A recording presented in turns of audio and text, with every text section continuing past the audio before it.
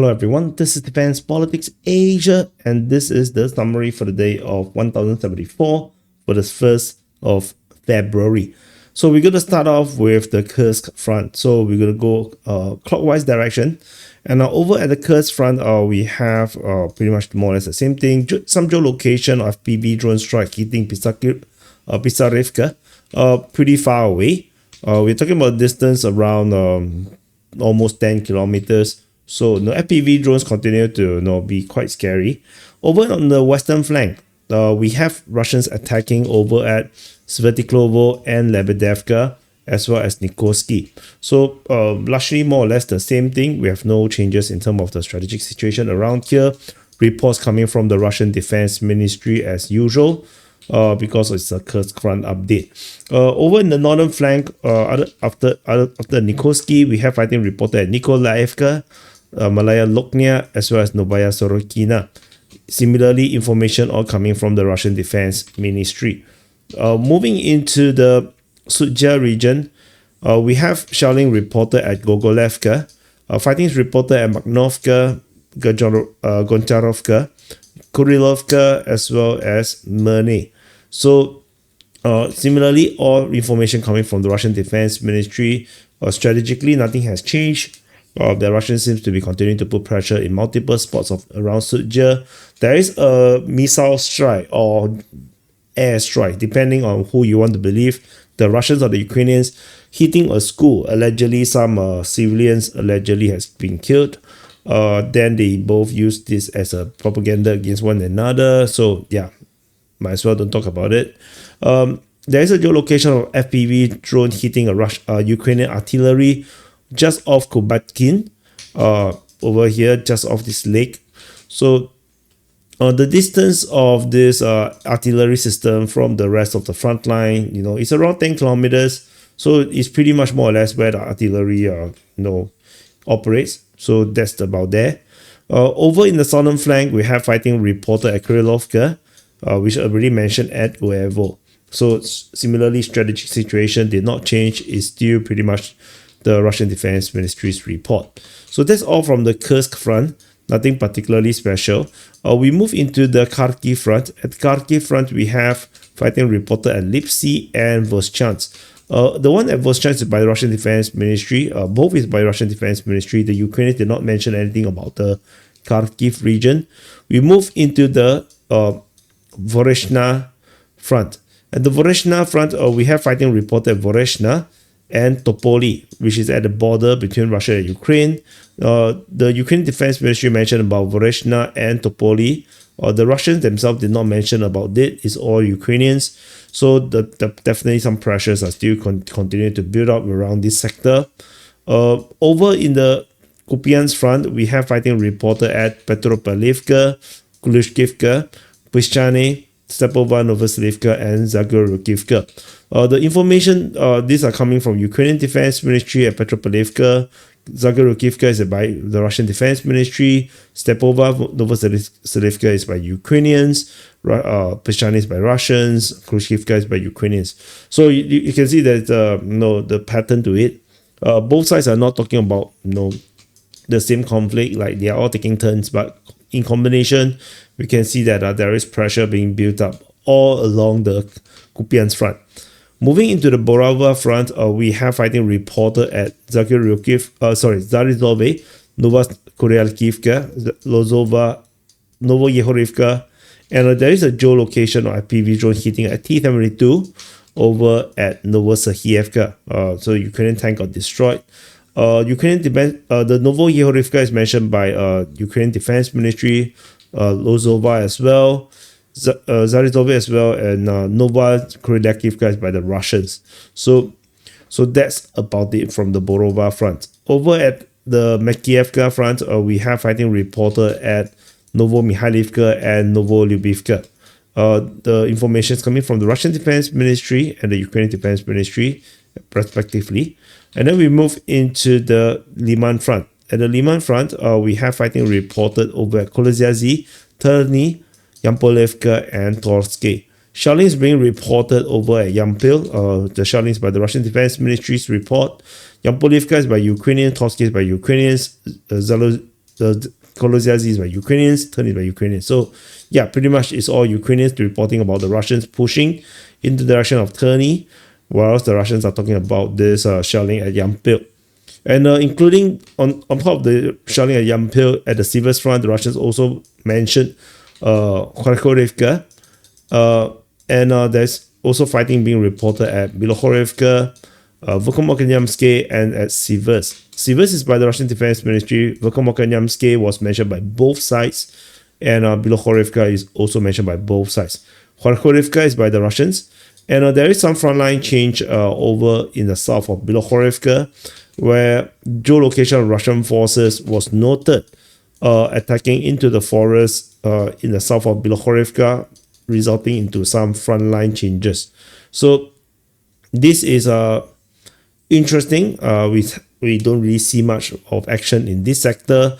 Potentially the Russians can push in the direction directly to Hryhorivka, encircling Ukrainian forces over at Bilohorivka, so they can avoid having to battle in this area here where the Ukrainians have very good defense lines. So that's all from the Sivers front. Over at the Bakhmut front, we have fighting reported over at Orikovo-Vasilivka, Chasivya, Stupochki in the northern flank. Orikovo-Vasilivka is by the Russian Defense Ministry. Chasivya is mentioned by both sides. Stupochki is mentioned by the Ukrainians.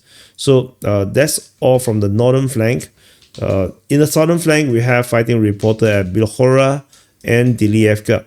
Information is from the Ukrainians and the Russians respectively. So that's about it. Over in the Thorax front, in the New York region, there's nothing. It's mainly over at the Thorax region, where the fighting is mentioned at Druzhba, Krimsky, as well as Torsk. Thorax. Thorax is mentioned by both Russian and Ukrainian Defense Ministry, while the Druzhba was mentioned by the Russians. Krimsky was mentioned by the Ukrainians. However, and the Russian source Ryba actually mentioned that they don't have the evidence that of what the Russians have claimed. The Russian Defense Ministry claimed that Krimsky has been captured by the Russian forces. However, according to Ryba's information, they only have 70% noted to be captured by the Russian forces. So it's a bit of a discrepancy that Ryba actually talked about. They say that according to the Ryba's analysis, they feel like Krimsky cannot be captured unless there is some success over on this western flank, which I do agree. Yeah, it's a bit difficult without the some flanking success. So let's see, because we have no details about the advancement of this area here. So moving on to the northern flank of the Pokrov front, there's fighting reported at Yellow-Zvetivka reported by the Ukrainians. Deep State UA mentioned some changes over Vozdevzenka. As Zeleny, Ukrainian Defense Ministry mentioned attack, and the Russian Defense Ministry reported attack at Baranivka, which means the Russians are attacking Yelizaveta, Vozdevzenka, Baranivka, as well as Zeleny Pole. The Ukrainians mapping have mapped that the Russians have captured this fortification north of Vozdevzenka. If we zoom in, you can see that there is potentially a heavy fortification. Is now entirely taken by the Russian forces, so fully securing Vozdevzenka from the north. So previously it was still vulnerable because of the fortification, but now it's fully secure. So that's northern flank. Moving into the Minokhrad sector, we have actually no reports except at Lysivka, which is mentioned by the Russian Defense Ministry. Over at the Pokrov sector, we have fighting being reported over at Virove, Kotline, Uzdashne, Usmanevka, and Novo-Alexandrivka. The details are all coming from Deep State UA, Russian Defense Ministry, Ukrainian Defense Ministry. The usual, because these are all my trusted sources, and Usmanevka is by the Ukrainians. So some frontline changes is noted over at Kotline and Usmanevka. At Kotline, Russian forces advanced further along the railway forest in the northeasterly direction from Kotline, and over at Usmanivka, Russian forces have been geolocated in the eastern center of Usmanivka. So this this invalidates some of the Ukrainian claims. This area has already been claimed to be captured by the Russian forces, by the Russian side. So yeah, so that's about it. Over in the southern flank, we have fighting. We have the Deep State UA mentioning fighting at Nadievka.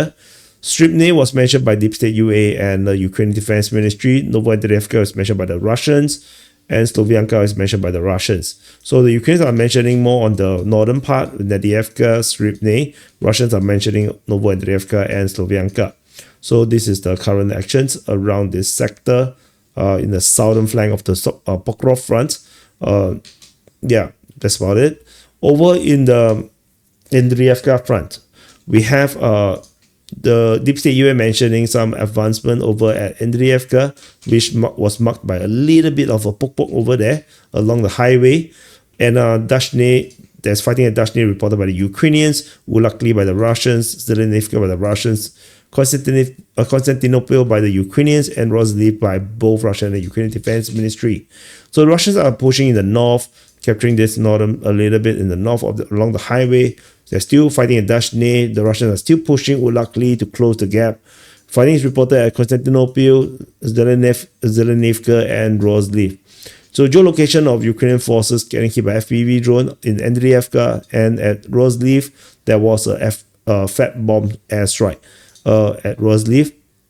So that's the current situation in this Andreyevka sector or Andreyevka front.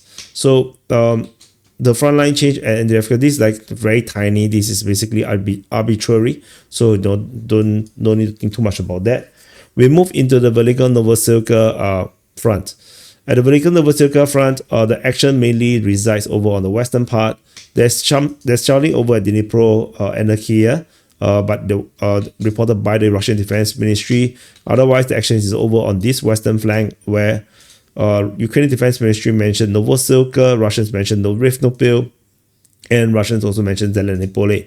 So the Russians are pushing, in this sector, generally speaking, as well as pushing as far as Zelenopole. So this more concentrated offensive operation, but so far no really any updates regarding of the frontline change was noted.